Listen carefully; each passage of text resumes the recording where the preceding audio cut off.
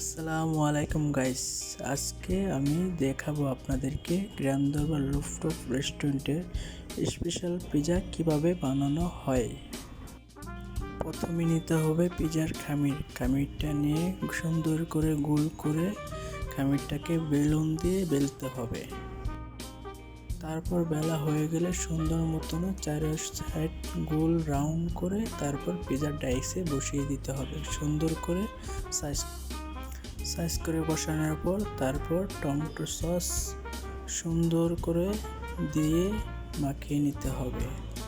চার সাইড যেন সুন্দর হয়, শুধু 1 ইঞ্চি রেখে আর সবটুকুই মাখিয়ে নিতে হবে। তারপর দিয়ে দেব চিকেন দেওয়ার পর পুরোটাই চিকেন দেওয়ার পর তারপর আমরা দেব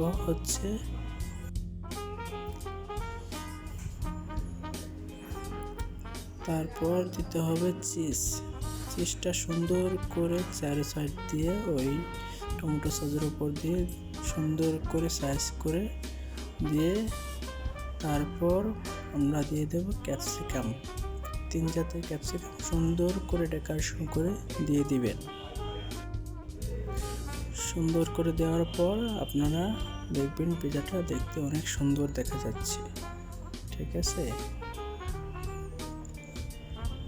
কত সুন্দর করে দিতে হয় আপনারা দেখেন, কত সুন্দর করে দিচ্ছি। পিজাটা খেতে অনেক মজা হবে, মনে হয় দেখতেই অনেক সুন্দর লাগতেছে। আমার তো এখনই খেতে মন চাচ্ছে। ওয়াও, কত সুন্দর দেখা যাচ্ছে। আপনারা যদি গ্র্যান্ড দরবার রুফটপ রেস্টুরেন্টে না আসেন তাহলে বুঝতে পারবেন না পিজাটা কত মজা হয়। আপনারা একদিন এসে খেয়ে যাবেন, দেখবেন অনেক মজা এখানকার পিজা। তারপর দিতে হবে ব্ল্যাক অলিভ সুন্দর করে চার সাইড দিয়ে সুন্দর করে ডেকোরেশন করে দিয়ে দিতে হবে।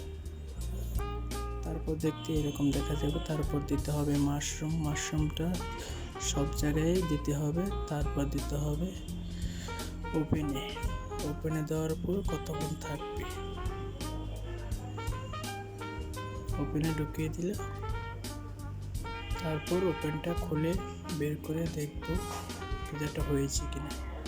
যখনই হয়ে যাবে তখনই পিজাটা নিয়ে আসবো। ওয়াও, কত সুন্দর দেখা যাচ্ছে, অনেক সুন্দর দেখা যাচ্ছে। পিজাটা খেতে অনেক মজা হবে। এখন পিজাটা কাটতে হবে, সুন্দর করে কেটে তারপর খেতে হবে।